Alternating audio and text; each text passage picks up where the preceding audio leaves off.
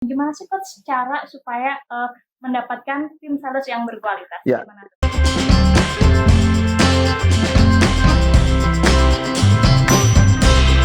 Halo teman-teman semuanya, balik lagi sama aku Vika di Curhat Sales. Nah, di Curhat Sales kali ini kita akan membahas nih tentang gimana sih cara merekrut tim sales yang baru supaya kita tuh mendapatkan tim sales yang berkualitas. Nah, penasaran kan? Yuk kita langsung aja tanya ke Coach Arif.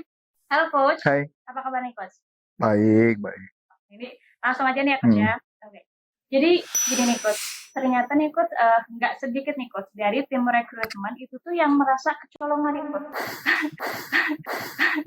Karena si tim salesnya ini ternyata ketika si tim rekrutmennya ini melakukan perekrutan itu kan merasa kecolongan dan ketika di lapangannya nih Coach, ternyata tuh Nggak sesuai kenyataan gitu ya. nggak sesuai yang diharapkan mereka nih Coach. Sebenarnya gimana sih Coach cara supaya mendapatkan tim sales yang berkualitas? Ya, Gimana tuh Coach? yang saya sharingkan ini mungkin hanya sebagian ya, karena nggak bisa saya sharingkan detail karena banyak yang berkaitan dengan case by case kan, ada Ya. beberapa kasus. Tapi yang bisa saya kasih gambaran, ini gambaran besarnya, walaupun kayak contoh ya, kemarin saya melakukan interview, ada satu orang yang saya interview, langsung saya dapat dugaan dari pertanyaan yang saya tanyakan dan jawaban dia tidak meyakinkan saya. Karena tidak meyakinkan saya melakukan satu tes lagi dan ternyata terbukti omongan saya itu, pikiran saya itu benar. Jadi maksud saya hal itu yang nggak bisa saya sharingkan. Kenapa nggak bisa di-sharingkan? Karena itu kan masalah case by case ya. Bagaimana saya tahu bahwa itu salah dan sebagainya tergantung juga pertanyaannya Vika ke saya kan gitu ya. Tapi kan karena ini pertanyaannya sangat luas, jadi saya akan menjawabnya secara luas dulu di awal. Nanti kalau kita nanti ada case by case, kita akan ngebahasnya case by case juga gitu ya. Nah, jadi pertama pada saat kita mau menentukan seorang sales yang bagus, saya terpaksa pakai buka laptop karena panjang banget dan memang kalau mau lihat pelatihannya ada di pastiprestasi.com dan ada linknya, nanti linknya bisa ada di sini gitu ya. Nah, jadi pertama tentukan dulu, definisikan sales yang kamu mau seperti apa. Definisikan dulu. Jadi kan gini, sales kan macam-macam ya. Ada sales yang di nunggu order atau yang disebut namanya inbound selling. Inbound selling kan nunggu tuh, tunggu telepon datang, itu namanya inbound. Ada yang telepon ke customer untuk cuman hanya jualan dan closing saja, berarti telesales atau telemarketing. Ada juga yang bikin janji ketemu untuk meeting, disebut metodenya cold call. Ada juga yang datang ke customer langsung tapi didampingi sama pre-sale. Pre-sale itu orang technical, datang berarti mempersiapkan presentasi atau apa. Ada juga sales yang modelnya door to door. Ada juga sales yang di toko dan sebagainya. Macam-macam. Jadi dari awal, oleh sebab itu, saya cuma tentukan kandidat sales apa yang kamu mau. Harus spesifik berarti ya Coach? Spesifik. Jadi kandidat apa. Nah, setelah dapat spesifik kandidat apa yang kamu mau, idealnya salesnya harusnya seperti apa? Yang dimaksud ideal itu contoh, kalau cold call itu misalkan atau bikin janji temu, berarti idealnya apa? Idealnya adalah orangnya berarti bisa ngomong. Gampang deket sama orang. Tidak mudah menyerah. Betul dong? Terus ketika dia menghadapi tantangan, dia tipenya langsung, ya udah deh, atau dia bisa belok, nge-switch-nya cepat dan sebagainya. Jadi kita dari awal sudah menentukan kita mau orangnya spesifiknya seperti apa. Gitu loh. Ada contoh, ada sales yang maju tak gentar gitu ya, dimasukin ke corporate, nggak cocok. Kenapa? Customer-nya malah irritated gitu, karena kayaknya ditempel terus. Jadi dari awal kita tentuin dulu kita mau sales yang seperti apa. Jadi secara spesifik, secara detail kamu mau yang seperti apa. Jadi nggak bisa misal saya mau ngerekrut sales, ya udah siapa aja pokoknya saya rekrut. Nggak bisa begitu, kesannya kayak nggak ada harapan, no hope amat ya, pokoknya ada yang mau jadi sales, nggak gitu juga. Betul. Nah, kemudian setelah kita sudah dapat, kita buat deskripsinya, baru kita melakukan yang namanya assessment. Jadi assessment dengan macam-macam cara. Kalau kita kebetulan ada kerjasama dengan salah satu perusahaan besar, untuk membantu perusahaannya tersebut melakukan perekrutan sales yang bagus pakai sistem metode kita. Jadi misalnya apa? Kita punya karakter yang kita mau. Seorang sales yang bagus seperti ini loh yang kita mau. Jadi itu satu. Yang kedua adalah setelah itu teknik pertanyaannya seperti apa, tesnya seperti apa. Saya kasih contoh deh, yang kemarin deh contoh. Hasil asesmennya pakai metode, sebenarnya metode sederhana. Metodenya cuma metode DISC. Ya, metode DISC, saya menemukan Kan saya tahu nih orang baru yang mau saya masukin ini, dia akan handle untuk menjadi manajemen trainee. Iya. Kalau dia jadi manajemen trainee, itu berarti kan dia harus pertama dia harus punya kemampuan learning consultant, harus punya kemampuan selling, selling dan kemampuan untuk business development. Karena nanti ada penempatan. Nah, ketika saya cek, kok saya menemukan hasilnya itu adalah anti kritik. Lah, kalau dia anti kritik, berarti orang ini nggak bisa terima feedback dong. Nah, kalau dia nggak bisa terima feedback, gimana bisa kerja sama kita ya? Nah, kemudian saya cek dulu. Oke lah, misalkan dia nggak bisa terima kritik. Tapi mungkin nggak kalau saya coba tes pakai video, saya kasih video, kira-kira kalau gue kasih video, dia mau belajar nggak? Ternyata ketika saya kasih video, apa yang terjadi? Nontonnya nggak detail loh. Di skip gitu ya Coach ya? Jadi ketika misalkan anggaplah dia anti kritik, berarti kalau dia nggak bisa terima kritik, bisa nggak gue lihat kelemahan dia itu bisa ditutupi dari bagian lain? Gue kasih satu soal dong, saya kasih satu soal. Begitu saya kasih satu soal, ternyata soal itu kok cenderung sempurna banget gitu kerjaannya. Saya jadi curiga dong, kok ini sempurna banget, kok saya merasa ini tulisan saya. Itu copy paste apa gimana tuh Coach? Dan ternyata setelah saya cek, saya masih santai dulu gitu loh, saya ngerasa santai. Ini kelihatannya sempurna banget, sampai saya ngomong gini, ini lebih sempurna daripada Auli yang ngerjain gitu kan. Ini kayaknya ada yang aneh gitu menurut saya kan kalau sempurna kayak gitu kan. Udah, kemudian saya nggak komentar apa-apa dulu. Kemudian yang ngerjain ada 3 soal dikerjakan sama dia. Ada 1 yang dikerjakan adalah proposal. Saya nggak mau komentar dulu. Saya tanya ke tim saya, Feby, saya tanya, Feb, kamu nyuruh apa? Kata Feby, pokoknya saya minta bikin proposal pakai model ini gitu loh. Ternyata dia mengerjakan soalnya bukan pakai itu. Saya diem, nggak komentar. Saya interview dulu dong. Bukan interview, saya minta di presentasi. Ketika dia presentasi, you know what? Ketahuan semua. Kopas dari template. Kopas dari template. Bener-bener kopas gitu ya Coach? Ya mungkin Aulia juga jadi nggak tuh? Pasti kan yang ketika file itu kan ada template tuh. Iya. Ya bener kan Aulia? Ada template. Jadi tulisan yang di template dipindahin semua sama dia. Tuh kan. Berarti bukan kerjaan dia dong. Berarti kan dia cuma nanya memindahkan. Nempel doang gitu. Betul. Terus gue nanya, yang kedua lesson plan kerjaan pakai apa? Dia bilang, dia cari Google. Oh my goodness. Berarti dia nggak nonton. Iya, betul. Dengan pembelajaran yang saya kirimkan. Dia mau cara cepat aja. Berarti model ini modelnya apa? Shortcut nih orang nih. Ini kan bahaya buat saya dong. Artinya nih orang nggak akan bekerja yang sesuai prosedur dong. Kreatif sekali orang ini kan.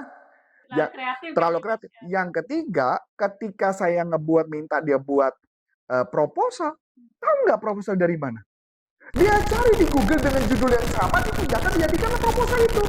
Jadi cuma download saja dan dikirimkan ke saya. Serem ya Coach ya? Maksudnya kalau misalkan kita nggak tahu gitu Coach itu. Nah makanya kenapa kadang-kadang ketika saya mau menyuruh orang sesuatu tugas tersebut, HRD pun harus mempunyai pertanyaan atau dia mengerti tugas yang diberikan ini benar kerjaan dia sendiri atau bukan. Karena menurut saya gini ya, jurusannya aja bukan ilmu itu gitu loh. Memang ada kampus yang kayak gitu ada. Cuman tapi kalau dia ngebuatnya sesempurna itu dan saya ngerasa ini kayak tulisan saya kan punya hak curiga kan. Akhirnya kita berikan tugas lagi. Begitu diberikan tugas, ya saya masih berpikir positif dong. Harusnya di interview kan sama saya. Saya bilang, kasih tugas lagi deh. Tapi kali ini, minta pakai template. Dikerjain sama dia. Dan you know what? Saya minta soalnya. Karena kan tahu Kopas nih. Kopasnya kan berkaitan dengan selling. Berarti saya kasih yang leadership. Kan nggak bisa Kopas dong. Nggak bisa Kopas, beda kan. Beda, ini kan loncat gitu loh. Jadi nggak bisa. You know what? Bener dia nggak bisa. Sama sekali Coach? Sama sekali. Diisi tapi nggak Coach? Diisi sama dia. Gue tahu kenapa nggak sesuai, karena kan di sana tuh pada saat tes kan salah satu yang saya butuhkan kan learning consultant tuh. Berarti kan di dalam video yang saya ajarkan kan ada ABCD. Jadi ketika ngebuat sesuatu ada rumus namanya ABCD. Lucunya di materi dia sebelumnya dia memasukkan ABCD dengan benar. Tapi kenapa kali ini dia melakukan ABCD dengan yang ketika melakukan 2 kali tidak benar? Patut dicurigai sih, Coach. Berarti kalau dia nggak bisa, ada 2 kemungkinan dong. Either dia nggak bisa, tetap dia nggak mau nonton video, dia nggak mau mencari tahu, atau dia main nembak lagi, cari lagi di Google lagi. Tempel lagi. Tempel Iya. lagi. Begitu saya lihat, saya ketawa-tawa. Ah, ini nggak connect nih. Nah, kemudian saya tanya interview. Ada kesulitan apa ketika belajar nonton video? Tahu nggak jawaban dia? Apa, Coach? Saya baru tahu, Pak, kalau ngebuat sesuatu, yang pertama, yang paling penting adalah bikin lesson plan dulu. Bengong dong gua. Kok lesson plan? Iya. Yang kedua, baru kita menganalisa. Kayak nanya, loh kok ini kayaknya nggak nonton nih. Bener nggak? Ayo sekarang, apa yang pertama? Ditembak di tempat. Ayo, tena dulu dong. Iya. Kan kayaknya nggak masuk. Jadi, Iya. kok nggak masuk di logik ya? Nah, dari sini saya bilang, jadi artinya, tapi karena saya tahu apa yang saya mau, jadi dari awal, saya harus menentukan dulu apa yang saya mau. Betul. Tapi kalau saya ngerekrut saja, risikonya di tangan saya loh. Kenapa? Karena anak itu tidak punya kompetensi, apalagi tipenya anti kritik. Lah kalau anti kritik dikasih feedback, ngambek. Mental. Iya. Iya benar. Baper juga ya, Coach ya? Itu maksudnya, makanya kenapa segala sesuatu kita harus melakukan assessment. Jadi jangan pernah kita ngasih HRD, ini tugasnya, gak bodoh apa, tapi pokoknya cari saya. Nggak bisa. Terus dipantau juga gitu ya, Coach ya? Dipantau maunya apa. Nah, setelah itu baru masukkan posting informasi apa yang kita cari. Kualifikasinya. Kualifikasinya. Ya, masuk akal ya. Ya, kayak contoh nih, ada orang yang kemarin juga contoh nih, ada yang tes. Oh, tes dia pernah kerja di perusahaan asuransi. Oh, dia pernah sukses katanya di perusahaan asuransi. Saya cuma nanya, berapa lama? Setahun. Oke. Berhasil? Berhasil. Lah kalau berhasil kenapa dia keluar? Iya. Kenapa keluar? Iya. Padahal perusahaan asuransi, kan berarti kalau dia berhasil kan dapat gajinya kan bukan gaji, tapi dia dapat komisi. Iya, betul. Dan komisi kalau berhasil gede banget dong. Asuransi lagi kita. Asuransi lagi. Nah, pertanyaan saya, kalau berhasil kenapa yang keluar? Nggak masuk akal buat saya. Nggak make sense. Nah, Iya. itulah. Makanya kenapa gue kasih soal dia ada logika, kan suruh bikin logika sekarang. Karena maksudnya, jangan sampai ada orang yang ketika ngomong sama saya, kok ini kayaknya nggak logis gitu loh, nggak masuk akal, nggak nyambung, ini ngomong apa sih gitu loh. Itu gambaran. Jadi tentukan dulu apa yang mau kasih informasi. Udah panjang nih ya. Udah panjang. Berikut. Nah, setelah itu, setelah kita sudah, anggaplah interview, datang orang nih. Kita ngerekrut yang mana? Kan gitu ya. Nah, saya jawab. Pertama, saya akan ngerekrut adalah cari attitude-nya dulu bagus apa enggak. Sopan santunnya gitu ya, Coach ya? Attitude, sikapnya dia, fighting spirit atau enggaknya, dan sebagainya. Jadi, attitude yang paling penting buat saya satu, optimis apa enggak orangnya. Kan kelihatan ya. Gampang dong, kalau dari cara ngomong, badannya dia diem terus atau enggak. Lo lihat aja, dari tadi kita rekaman, Friska dari tadi, dia duduknya, dirinya nggak di situ tuh. Panasan. Dia bergerak ke kanan, ke kiri, mau panas, mau apa, gerak terus kan. SD ya, Coach, di pojokan tuh, Coach. Ya, tapi dia bergerak terus kan. Sebenarnya artinya dia punya energi yang sangat tinggi. Dan kemarin ingat nggak waktu kemarin dia minta didoakan? Dia ngomongnya apa? Sebenarnya pada dasarnya anaknya optimis. Cuman belum kita cemplungin aja jadi sales kan. Gitu ya. Cemplungin. Dia tergantung bujukan lo nanti ke dia.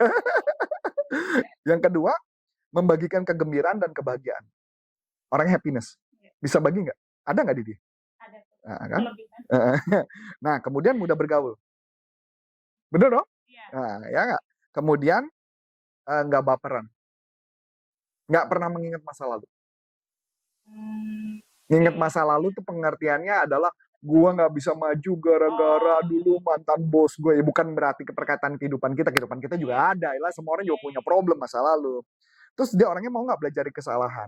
Kan makanya kenapa ketika gue liat ini tes gitu kan, oke, gue cuma tes sekali lagi, gue nggak mau interview, tes dulu. Begitu tes kedua, ketebak gue.